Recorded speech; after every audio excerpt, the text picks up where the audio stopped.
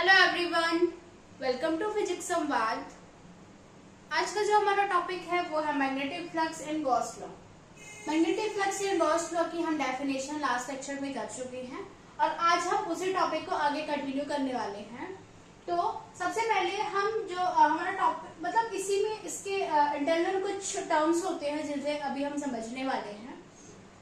Magnetic flux link with the surface at an angle theta with the magnetic field. ये एक diagram है, इसे हम बेसिकली समझेंगे।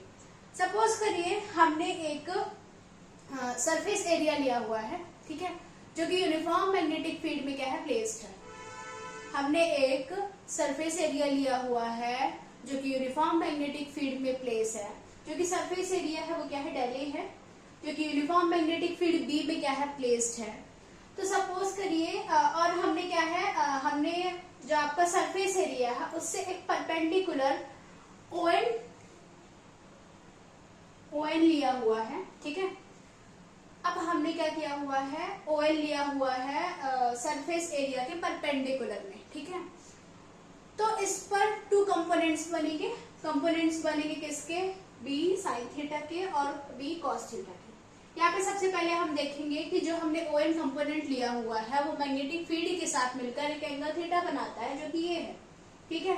अब ये जो एंगल थीटा है इसके दो कंपोनेंट बन रहे हैं, एक बन रहा है बी साइन थीटा और एक बन रहा है बी कॉस थीटा, ठीक है। तो जो ये बी साइन थीटा है वो क्या है, बी साइन थीटा है वो सरफेस के पैरेलल है, क्या है, सॉरी, जो बी साइन थीटा कंपोनेंट है वो आपके मैग्नेटिक फील्ड की क्या है, पैरेलल है। जब B sine theta magnetic field के पैरेलल होगा तो यहाँ पर जो मैग्नेटिक फ्लक्स होगा वो क्या हो जाएगा, जीरो हो जाएगा। एक बार फिर से सुनिए, जो बी साइन थीटा कंपोनेंट है ये क्या है, मैग्नेटिक फ्लक्स के पैरेलल है, सॉरी मैग्नेटिक फील्ड के पैरेलल है। तो जो आपका मैग्नेटिक फ्लक्स होगा वो क्या हो जाएगा, जीरो हो जाएगा, ठीक है। तो बी साइन थीटा वाली जो कंपोनेंट है उसकी चीजें जीरो हो गई। अब हमारा जो नेक्स्ट कंपोनेंट है वो क्या है, बी कॉस थीटा है, ठीक है। तो जब ये बी कॉस थीटा है ये क्या है, परपेंडिकुलर है, ये सरफेस एरिया के भी परपेंडिकुलर है और मैग्नेटिक फील्ड के भी क्या है, परपेंडिकुलर है, ठीक है। तो जो बी कॉस थीटा है वो क्या है, परपेंडिकुलर है मैग्नेटिक फील्ड के, तो मैग्नेटिक फ्लक्स होगा, magnetic flux del phi is equal to हो जाएगा आपका B dot del A cos theta, ठीक है।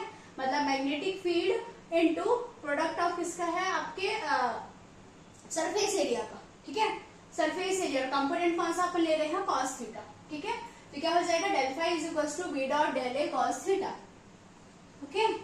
अब यदि हम इसको वेक्टर फॉर्म में लिखेंगे तो del phi is equal to क्या हो जाएगा, आपको पता है कि डेल फाई जब हम किसी भी चीज का वेक्टर फॉर्म लेते हैं तो उसके ऊपर हम एरो लगाते हैं और जो एंगल्स होते हैं वो हट जाता है। तो यहाँ पे जो कॉस थीटा है वो हट जाएगा और यहाँ पे क्या आ जाएगा, B dot del A and vector form, ठीक है।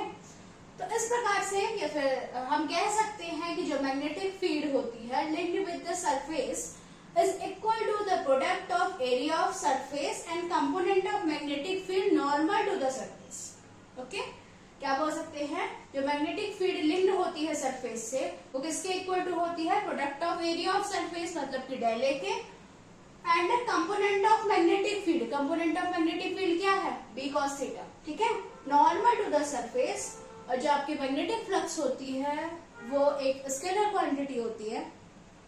अब हम इसके कुछ केसेस पढ़ेंगे कि कब आपका जो मैग्नेटिक फ्लक्स है वो मैक्सिमम होगा और कब आपका मैग्नेटिक फ्लक्स मिनिमम होगा, और हम मैग्नेटिक फ्लक्स की यूनिट को देखेंगे। अब हम कुछ केसेस देखेंगे मैग्नेटिक फ्लक्स के लिए। तो जो आपका फर्स्ट केसेस है वो है if the surface normal to the magnetic field. यदि जो आपका सरफेस एरिया है वो मैग्नेटिक फील्ड के नॉर्मल होगा तो जो आपका एंगल बनेगा वो क्या होगा, जीरो होगा। और यदि आपका एंगल जीरो होगा मतलब कि magnetic flux is equal to क्या हो जाएगा, B dot del A cos zero. अब ये रो वेरिएबल की कॉस जीरो की जो वैल्यू होती है वो कितनी होती है, 1 होती है। तो जब कॉस जीरो की वैल्यू कितनी होगी, 1 होगी, तो क्या हो जाएगा आपका हो जाएगा magnetic flux del phi is equal to हो जाएगा B dot del A. B dot del A यहाँ पे क्या होगा, मैग्नेटिक फ्लक्स यहाँ पे मैक्सिमम होगा, ठीक है। अब जब का सेकंड केस है वो क्या बोल रहा है, if the surface is parallel to the magnetic field. यदि जो आपका सरफेस है वो मैग्नेटिक फील्ड के पैरेलल होगा तब आपका वहां पे जो एंगल बनेगा वो 90 डिग्री का बनेगा, है ना। और जब एंगल 90 डिग्री 90 का बनेगा तो आपको पता है कि जो cos 90 की वैल्यू होती है वो कितनी होती है, 0 होती है। इट मीन्स कि जो आपका मैग्नेटिक फ्लक्स होगा वहां पे वो कितना हो जाएगा, 0 हो जाएगा। और यहाँ पर जो मैग्नेटिक फ्लक्स होगी वो क्या होगी, मिनिमम होगी। अब मैग्नेटिक फ्लक्स की जो यूनिट होती है वो क्या होती है, वेबर होती है, WEBER। और इसका जो सिंबल होता है वो क्या होता है, WB होता है, ठीक है। और इसकी जो सीजीएस यूनिट होती है, सीजीएस यूनिट होती है वो मैक्सवेल होती है। और यदि आप इसकी एसआई यूनिट और सीजीएस यूनिट में रिलेशन देखेंगे तो वो होगा 1 वेबर इज इक्वल टू 10 की पावर 8 मैक्सवेल। ये आपके ऑब्जेक्टिव में बोर्ड एग्जाम्स में पूछा जाता है। 1 वेबर इज इक्वल टू 10 की power 8 Maxwell. Okay, I hope कि आपको समझ आया होगा। Thank you.